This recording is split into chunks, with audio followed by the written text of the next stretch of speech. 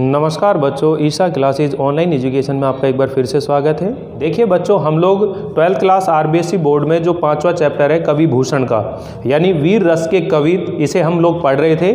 और इससे पहले वाले वीडियो के अंदर हम लोग कवि भूषण का जीवन परिचय और इसके जो आरंभिक 2 कवित हैं उनका हिंदी अनुवाद और उनका व्याख्या करने का पैटर्न पढ़ चुके हैं। अगर आप लोगों ने वो पिछले दोनों वीडियो नहीं देखे हैं तो एक बार वो वीडियो जरूर देख लीजिए, ताकि आप लोगों को ये चैप्टर अच्छे से समझ में आ सके। आज के इस वीडियो के अंदर हम बाकी बचे हुए जो 3 कविते उनके बारे में चर्चा करने वाले हैं। तो देखिए बच्चों, हम बात कर रहे हैं यहाँ कवि भूषण के द्वारा रचित इन 5 कवितों में से बाकी बचे हुए जो 3 कवित हैं उनके बारे में। तो अब जो कवित पढ़ने वाले हैं उसके अंदर कवि भूषण ने महाराज शिवाजी को इस संसार का भरण पोषण करने वाला या उनका पालन पोषण करने वाला एक ईश्वर तुल्य उसे कहकर के संबोधित किया है। और इसी बात को वह इस कवित के माध्यम से कहते हैं कि तेरी ही भुजानी पर है भूतल को भार, कि हे शिवाजी, तेरी ही भुजाओं पर इस पृथ्वी का भार है, तेरी ही भुजानी पर भूतल का उभार, तेरी ही भुजाओं पर इस पृथ्वी का भार है। भार का मतलब है उत्तरदायित्व। यहाँ भार का मतलब बोझ से नहीं है, भार का मतलब है उत्तरदायित्व या जिम्मेदारी। कहिबे कौ शेष नाग दिंग नाग हिमाचल हैं, और कहिबे कौ कहने को तो लोग ये कहते हैं कि शेष नाग ने इस सारी पृथ्वी को अपने फन पे उठा रखा है। यानी एक पौराणिक कथा के अनुसार अगर हम बात करें तो ऐसा कहा जाता है कि शेषनाग ने इस पृथ्वी को अपने फन पर उठा रखा है, लेकिन वास्तव में ये नहीं है। देखा जाए तो इस संसार का, इस धरती का भरण पोषण करने की जो जिम्मेदारी है या उनका पालन पोषण करने की जो जिम्मेदारी है वो महाराज शिवाजी पर है। और दिंग नाग, दिंग मतलब दिशा, नाग मतलब हाथी, और सभी दिशाओं में हाथी हैं। और हिमाचल यानी कि पर्वत, सभी दिशाओं को हाथी और पर्वत ने रोक रखा है, ऐसा कहते हैं। किंतु वास्तविकता तो ये है कि इस पृथ्वी का जो भार है, इस पृथ्वी के लोगों के भरण पोषण की जो जिम्मेदारी है वो महाराज शिवाजी की भुजाओं पर है। उनके मजबूत भुजाओं पर इस प्रजा का भरण पोषण करने का दायित्व है। तेरो अवतार जग पोषण भरणहार, तेरो अवतार, अवतार का मतलब होता है जन्म, कि तुम्हारा जो जन्म है वो जग, जग मतलब संसार, पोषण भरणहार, इस संसार का भरण पोषण करने के लिए ही तुम्हारा जन्म हुआ है। अर्थात तुम्हारा इस संसार में जो जन्म हुआ है वो इस संसार के लोगों का भरण पोषण करने के लिए या उनका पालन पोषण करने के लिए ही तुम्हारा जन्म हुआ है।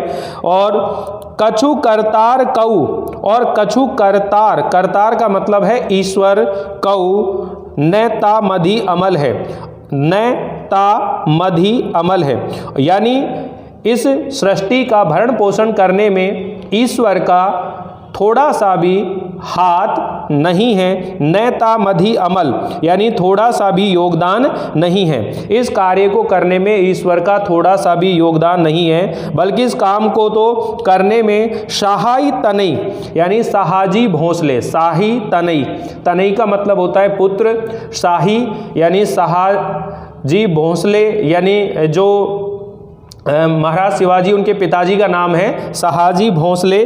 तो शाह तनई सरजा, सरजा जो है महाराज शिवाजी की उपाधि हो गई। सामर्थ्य, सामर्थ्यवान है शिवराज कवि, बल्कि इस कार्य को करने में तो शाह तनई शाहजी भोंसले के पुत्र सरजा शिवाजी ही इस कार्य को करने में सामर्थ्यवान है, अर्थात वे ही इस कार्य को कर सकते हैं। भूषण कहत जीवो तेरो ही भला सफल है, और कवि भूषण जी कहते हैं कि हे प्रभु, हे शिवाजी महाराज, तुम्हारा जीवन धन्य है, तुम्हारा जीवन जीना ही सफल है। तेरी करबाल करे मलेच्छन को उकाल, और तुम्हारी जो तलवार है वो मुगलों का काल है, वो मुगलों का क्या करती है, नाश करती है।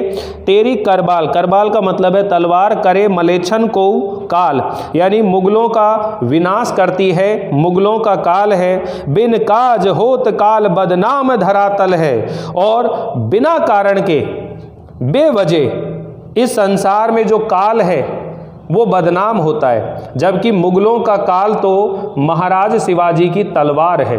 महाराज शिवाजी की तलवार से ही मुगलों का क्या किया जाता है, विनाश किया जाता है। लेकिन इस संसार में जो काल है वो बेवजह ही क्या होता है, बदनाम होता है। तो देखिए वापिस से सुनिएगा, मैं यहाँ बोर्ड पर आपको कुछ शब्द बता रहा हूँ लिख करके कि तेरी ही भुजानी पर है भूतल को भार। जब हम बात करेंगे कि इस पद के अंदर कवि भूषण ने महाराज शिवाजी को इस संसार का भरण पोषण करने वाले ईश्वर के समान बताया है, यानी इस संसार का भरण पोषण करने का जो दायित्व है वो महाराज शिवाजी पर है। तो मैं यहाँ इस पद की एक व्याख्या जो है आपके सामने बता देता हूँ कि आप लोग इसे जब व्याख्या के रूप में लिखेंगे तो कैसे लिखेंगे। तो मैं आपको पहले भी एक पद थी जिसकी व्याख्या मैंने आप लोगों को कराई थी, तो एक बार इसके बाकी बचे हुए जो 2 पद हैं उनका भी मैं अनुवाद कर देता हूँ, फिर इनमें से एक पद की मैं व्याख्या आप लोगों को करा देता हूँ। तो देखिए यहाँ बाकी जो 2 पद बचे हुए हैं उसमें तुलना की जा रही है, और ये शब्द जो हैं आप लिखते हुए चलेंगे।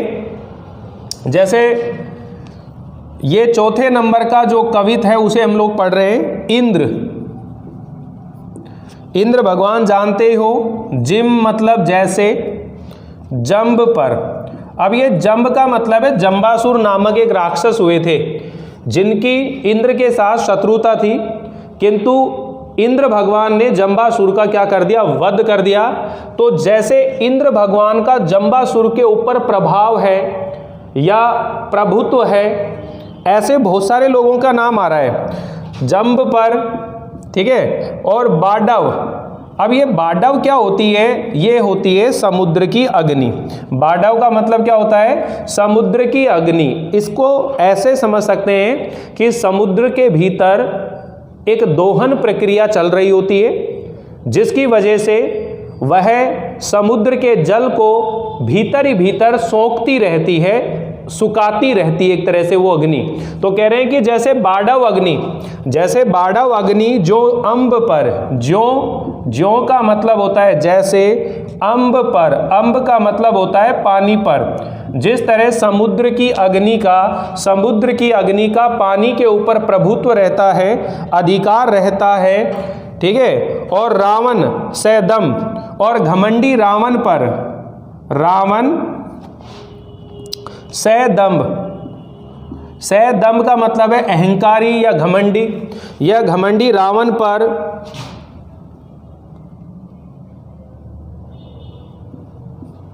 रघुकुल राज है, रघुकुल राज है, यानी रघुकुल के राजा भगवान श्री राम का प्रभुत्व है, ठीक।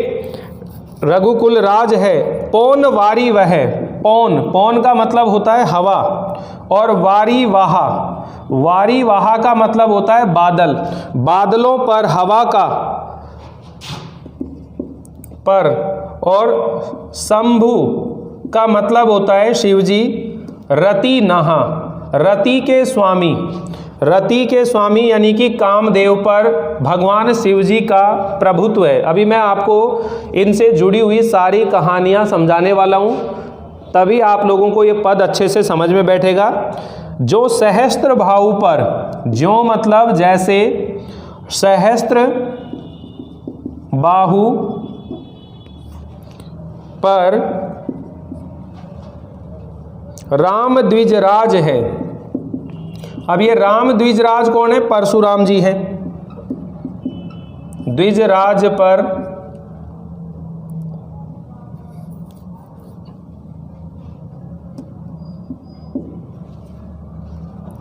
दावा का मतलब होता है प्रभुत्व, या दाव अग्नि भी होती है इसका अर्थ। द्रुमदंड का मतलब होता है वृक्षों का जो समूह होता है। द्रुमदंड का मतलब होता है वृक्षों के समूह पर जो दाव अग्नि होती है, जंगल में जो अग्नि लगती है उसका प्रभुत्व रहता है। पर चीता, मृग झुंड पर, मृग झुंड मतलब हिरणों के समूह पर जो है चीता का प्रभुत्व रहता है, अधिकार रहता है। भूषण, कवि भूषण कह रहे हैं, भूषण वितुंड, वितुंड का मतलब होता है हाथी पर, जैसे मृगराज है। मृगराज बोलते हैं शेर को, जैसे हाथियों के समूह पर शेर का राज है। तेज, तेज का मतलब होता है प्रकाश। तम मतलब अंधेरा। अंश मतलब अंधेरे का कण कण पर प्रकाश का अधिकार रहता है। कान्ह जिमी, जिम, कान्ह मतलब कृष्ण भगवान जी का, जिमी मतलब जैसे, कंस पर। यो वैसे ही, यो मतलब मलेच्छ वंश पर, मुगलों के वंश पर शेर शिवराज। शेर का मतलब आतंक, शिवराज का यानी महाराज शिवाजी का आतंक है।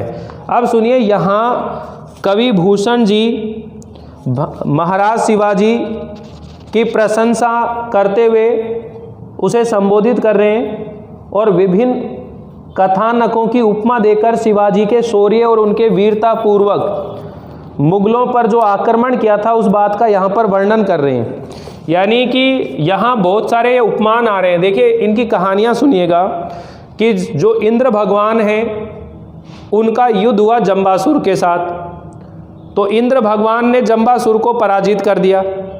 तो जिस तरह जंबासुर इंद्र भगवान से भयभीत होते हैं क्योंकि पराजित हो गए, हार गए, जिस तरह जंबासुर इंद्र भगवान से भयभीत होते हैं, तो लेकिन अपन भयभीत तो नहीं लिखेंगे, अपन ये लिखेंगे कि इंद्र का जैसे जंबासुर पर आतंक है, समुद्र की अग्नि का जैसे पानी के ऊपर, क्योंकि समुद्र की अग्नि उस पानी को सोख लेती है, सुखा देती है, तो इस तरह समुद्र की अग्नि, बाढ़व अग्नि का पानी पर। और अहंकारी रावण को किसने पराजित किया था? रघुकुल राम ने। ये आप जानते हो कि भगवान श्री रामचंद्र जी ने रावण को पराजित किया था। तो रावण से डरता है, राम जी से कौन डर रहा है? रावण। पौन का मतलब होता है हवा और वारिवाहा मतलब बादल। हवा जो है बादलों को जहाँ चाहे उस दिशा में लेके जा सकती है। तो बादलों के ऊपर किसका प्रभुत्व है? हवा का है।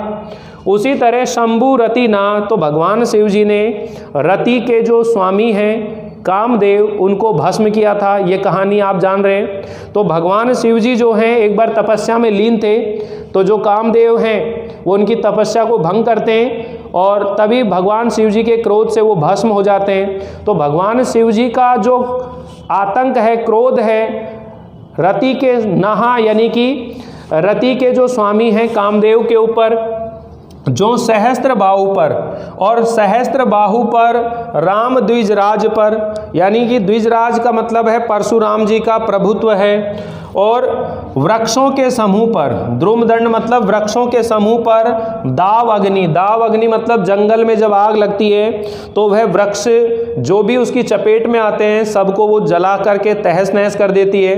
तो दाव अग्नि का प्रभुत्व या प्रभाव जैसे वृक्षों के समूह पर है।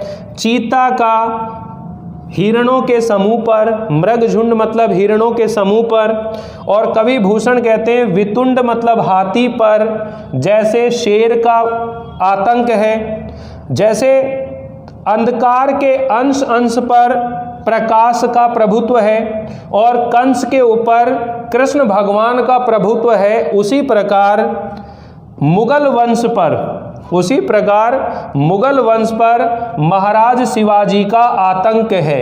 यानी कवि भूषण ने विभिन्न उपमाओं से विभिन्न उपमाएं दी हैं, उन्होंने विभिन्न उपमाएं दे करके और जो महाराज शिवाजी उसके शौर्य, पराक्रम और उसकी वीरता का वर्णन किया है। यहाँ कई तरह के कथानक और उपमान दिए गए हैं और उनके माध्यम से उन्होंने महाराज शिवाजी के शौर्य और उनके पराक्रम का वर्णन किया है। तो आप ये कहेंगे कि यहाँ कवि भूषण विभिन्न उपमाओं के माध्यम से अपने काव्य नायक महाराज शिवाजी के पराक्रम और उसके शौर्य का वर्णन करते हुए कहते हैं कि जिस प्रकार इंद्र भगवान का जंबासुर पर आतंक है, प्रभुत्व है, समुद्र की अग्नि का जल पर, अहंकारी रावण के ऊपर श्री रामचंद्र जी का, बादलों के समूह पर हवा का, कामदेव पर शिवजी का, सहस्त्र बाहु पर परशुराम जी का, वृक्षों के समूह पर दाव अग्नि का और हिरणों के समूह पर चीता का, हाथियों के समूह पर शेर का और अंधकार के अंश पर प्रकाश का, कंस पर कृष्ण भगवान का जिस तरह आतंक है, प्रभुत्व है, प्रभाव है, उसी तरह मुगलों के वंश पर महाराज शिवाजी का क्या है, आतंक है या उनका प्रभाव है। क्लियर? तो कहने का मतलब है जिस तरह यहाँ एक दूसरे से ये सब पराजित हुए हैं, उसी तरह मुगल वंश भी किससे भयभीत रहता था, महाराज शिवाजी से। समझ में आई ना? तो यहाँ कवि भूषण जी विभिन्न उपमाओं के माध्यम से और महाराज शिवाजी के शौर्य, पराक्रम और उसकी शूरवीरता का वर्णन कर रहे हैं। क्लियर सभी को? इसी तरह का एक पद और है अंत में, हम 5वें नंबर का जो पद है उसको पढ़ लेते हैं। इसे मैं यहाँ लिख देता हूँ। 5वें नंबर का पद हम लोग पढ़ रहे हैं। तो ये देखिए क्या कह रहे हैं, गरुड़ को दावा। अब यहाँ बार बार एक शब्द आएगा दावा। तो दावा का मतलब होता है प्रभुत्व। गरुड़ को दावा, दावा एक बार लिख लेना, प्रभुत्व यानी प्रभाव। जैसे नाग के समूह पर, यानी कि जो गरुड़ है, गरुड़ पक्षी जो है यानी भगवान विष्णु जी का वाहन गरुड़, गरुड़ जो है वो सांपों के शत्रु हैं, सांप खाते हैं एक तरह से।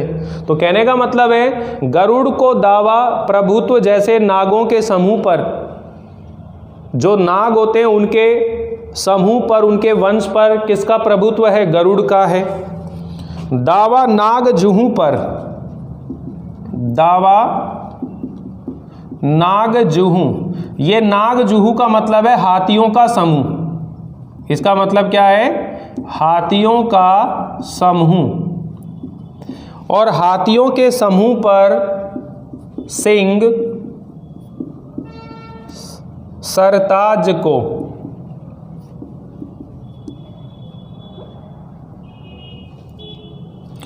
ठीक है, और हाथियों के समूह पर शेर का आतंक है। दावा पुरुहत, दावा मतलब प्रभुत्व, बार बारी में आएगा शब्द पुरुहुत।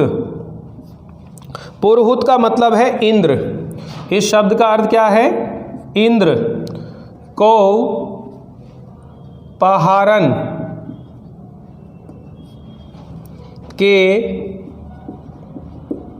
कूल पर, पहाड़ों के समूह पर भगवान इंद्र का प्रभुत्व है। ऐसी एक पौराणिक कथा है कि प्राचीन समय में जो पहाड़ है उनके पंख थे और वो उड़ते थे, वो एक स्थान से दूसरे स्थान पर जाते थे पहाड़। लेकिन इंद्र भगवान ने एक दिन उनके साथ में क्या हुआ, युद्ध हुआ और इंद्र भगवान ने उन पहाड़ों के पंख काट दिए। इसी वजह से जितने भी पर्वत आपको दिखाई दे रहे हैं वो एक जगह स्थिर दिखाई देते हैं, एक जगह स्थिर हो गए हैं सारे पहाड़। इसीलिए कहते हैं कि पहाड़ों के वंश पर जैसे इंद्र का प्रभुत्व है, इंद्र भगवान का प्रभाव है। और दावा सबई पक्षिन के गोल पर, दावा मतलब प्रभुत्व, सबई, सबई मतलब सब, पक्षिन मतलब पक्षी, के गोल मतलब समूह, पर बाज का, यानी कि सभी पक्षियों के समूह पर बाज का प्रभुत्व है। और भूषण, कवि भूषण कहते हैं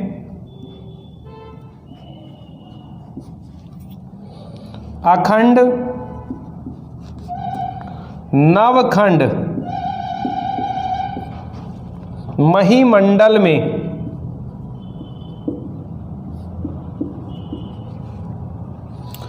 कवि भूषण कहते हैं कि 9 खंडों वाली इस अखंड पृथ्वी मंडल में, इस पृथ्वी लोक पर जहाँ जहाँ अंधकार है, तम पर दावा, तम मतलब अंधकार, पर दावा मतलब प्रभुत्व है, रवि मतलब सूर्य, किरण समाज, सूर्य की किरणों के समूह का प्रभुत्व है। इस पृथ्वी के जहाँ जहाँ अंधकार है वहाँ वहाँ सूर्य की किरणों का क्या है, प्रभुत्व है। और पूरब से लेकर पश्चिम तक, पच्छाहा मतलब पश्चिम तक देश, और दक्षिण ते उत्तर लव, यानी पूरब से पश्चिम तक और दक्षिण से उत्तर तक जहाँ जहाँ पातशाही मतलब औरंगजेब के मुगलों का शासन है, पातशाही मतलब बादशाही, और उस समय बादशाही किनकी थी, मुगलों की थी। दावा शिवराज को, उस जगह पर महाराज शिवाजी का क्या है, प्रभुत्व है, प्रभाव है। इस कवित्व के अंदर विभिन्न उपमाओं का उदाहरण देकर शिवाजी का जो प्रभुत्व था, प्रभाव था, वो यहाँ पर दर्शाया गया है। ये जो पातशाही शब्द है इसका अर्थ लिखेंगे बादशाही, क्या लिखेंगे, बादशाही। और उस समय मुगलों की जो बादशाही जहाँ जहाँ तक फैली हुई थी वहाँ वहाँ तक महाराज शिवाजी का जो प्रभुत्व है, आतंक है, वो फैला हुआ था। अर्थात औरंगजेब और जो मुगल शासन के लोग थे वो महाराज शिवाजी के शौर्य और पराक्रम से अत्यंत भयभीत रहते थे। तो इसी घटनाक्रम को बताते हैं। तो आप जब प्रसंग लिखेंगे तो ये लिखेंगे कि प्रस्तुत कवित्व में कवि भूषण ने महाराज शिवाजी के शौर्य और पराक्रम को विभिन्न उपमाओं के माध्यम से व्यक्त किया है। उन्होंने कहा है जिस तरह नागों के समूह पर गरुड़ का प्रभुत्व है, हाथियों के समूह पर शेर का आतंक है, और पहाड़ों के समूह पर इंद्र का प्रभुत्व है, और सभी पक्षियों के समूह पर, गोल मतलब समूह पर, बाज का प्रभुत्व है। और इस पृथ्वी पर, इस 9 खंडों वाली इस अखंड पृथ्वी मंडल में जहाँ जहाँ अंधकार है वहाँ सूर्य की किरणों का प्रभुत्व है। और पूरब से लेकर पश्चिम तक और दक्षिण से लेकर उत्तर तक जहाँ जहाँ मुगलों का शासन है, मुगलों की बादशाही है, वहाँ दावा है शिवराज को,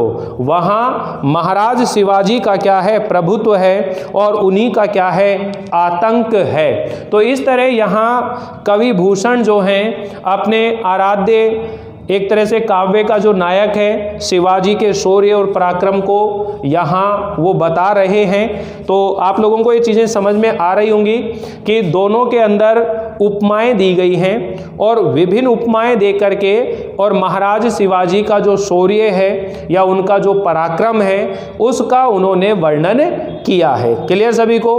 अब मैं आप लोगों के सामने एक जो व्याख्या है वो आपको करके बता देता हूँ, ठीक है? या फिर अभी हम लोग पहले इसके क्वेश्चन आंसर पढ़ लेते हैं एक बार, फिर मैं आपको एक पूरी व्याख्या जो है वो भी समझा ही दूंगा।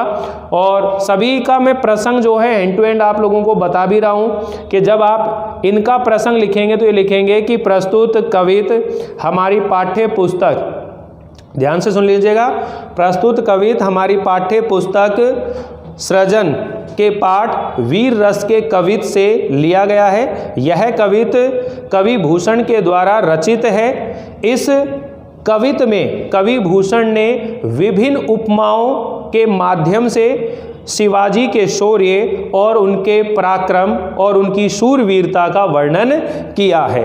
ठीक है, और फिर हम लिखेंगे व्याख्या, और व्याख्या के अंदर यहाँ बता देंगे कि कवि भूषण महाराज शिवाजी के शौर्य पराक्रम का वर्णन करते हुए बताते हैं कि जिस तरह नागों के समूह पर गरुड़ का प्रभुत्व है और हाथियों के समूह पर शेर का आतंक है, पहाड़ों के कुल पर इंद्र का प्रभुत्व है और सभी पक्षियों के समूह पर बाज का प्रभुत्व है, आतंक है, और 9 खंड वाली इस महिमंडल, इस पृथ्वी मंडल पर जहाँ जहाँ अंधेरा है वहाँ सूर्य की किरणों का प्रभुत्व है, अधिकार है, और पूरब से लेकर दक्षिण तक और पूरब से लेकर पश्चिम तक और दक्षिण से लेकर उत्तर तक जहाँ जहाँ मुगलों की बादशाही है, अर्थात जहाँ जहाँ मुगलों का शासन है, वहाँ महाराज शिवाजी का प्रभुत्व है, प्रभाव है या उनका आतंक है।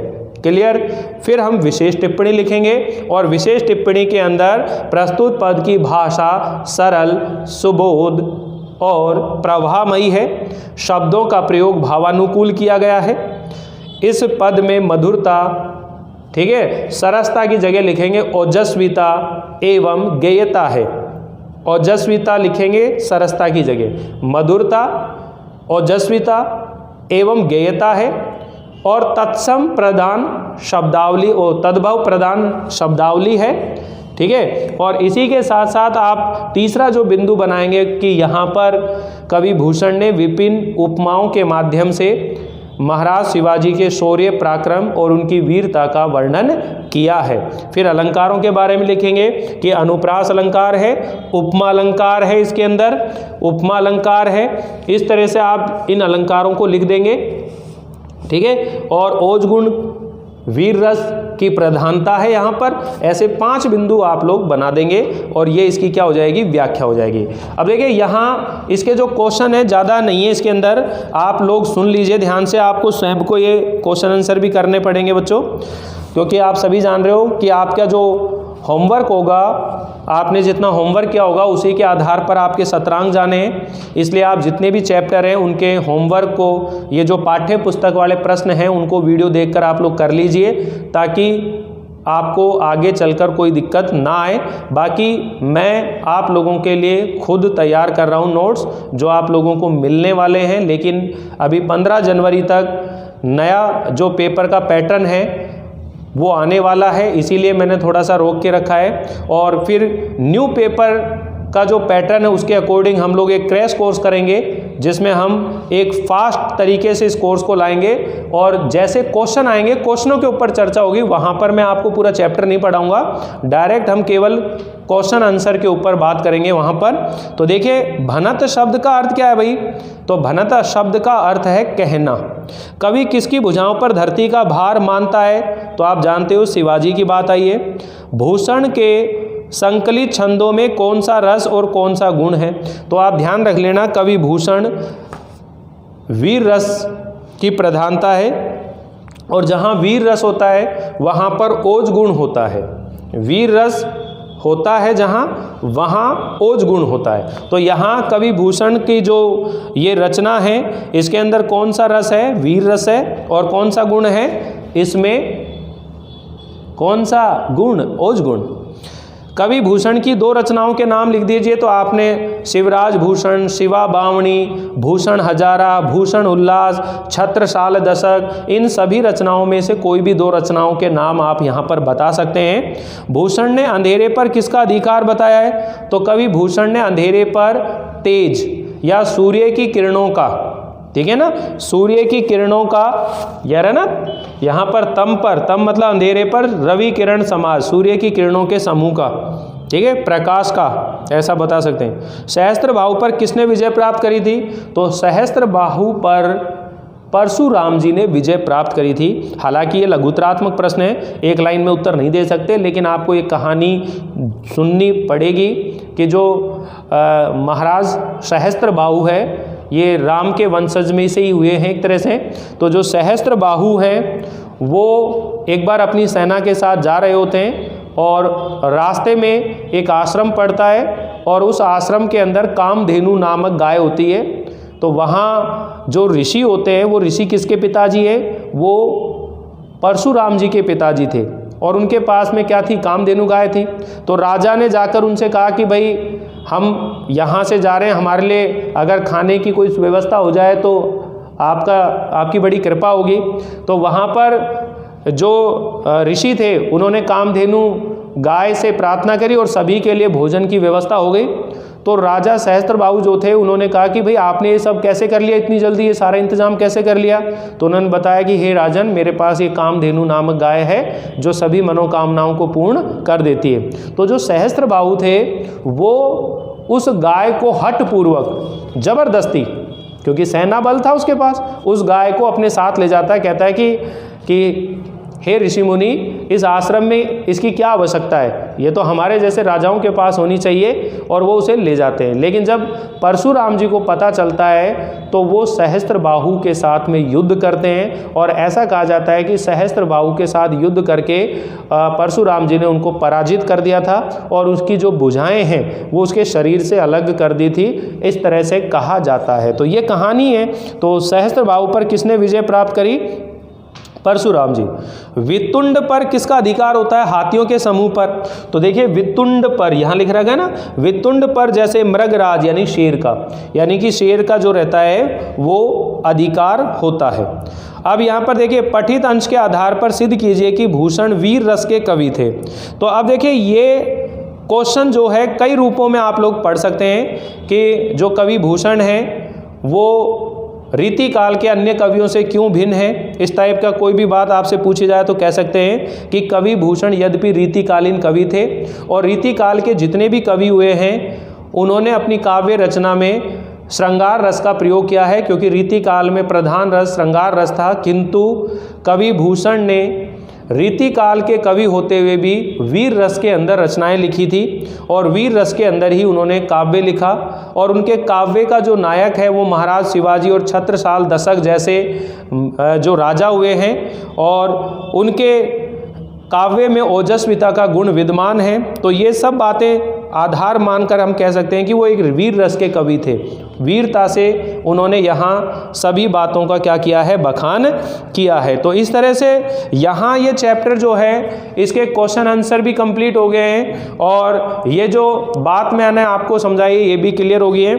और जब हम इनके प्रसंग लिखेंगे तो आपको समझ में आई गई है ये बात कि प्रस्तुत पद्यांश हमारी पाठ्य पुस्तक। तो सभी जितने भी प्रसंग आपके सामने लिखे गए हैं, जो इससे पहले वाला वीडियो था उसके अंदर मैंने आपको समझाया था कि प्रसंगों को कैसे आप तैयार कर सकते हैं और विशेष टिप्पणी कैसे तैयार, हर चैप्टर की मैं एक एक व्याख्या आपको करके भी बता रहा हूँ वीडियो के अंदर। इससे पहले वाला जो वीडियो था उसके अंदर मैंने वो व्याख्या समझाई थी आपको, विशेष टिप्पणी भी लिखकर बताई थी।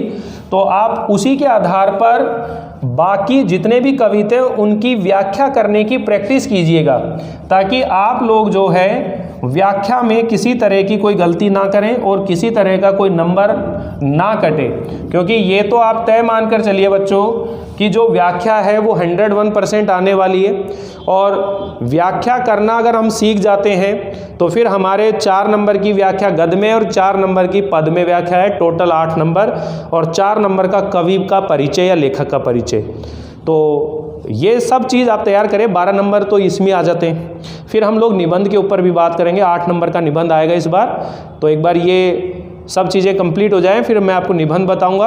अब अगर हम इस बुक की बात करें, सृजन बुक की, तो इसमें लगभग आपका कोर्स कंप्लीट हो गया है। केवल एक चैप्टर है उषा कविता शमशेर बहादुर सिंह की, वो आपको पढ़ानी है। बाकी सृजन बुक आपकी कंप्लीट हो जाती है। तो आप इसी तरह बने रहें, जुड़े रहें। मिलते हैं हम लोग अगली बार नए चैप्टर को लेकर। तब तक के लिए थैंक यू, बाय बाय।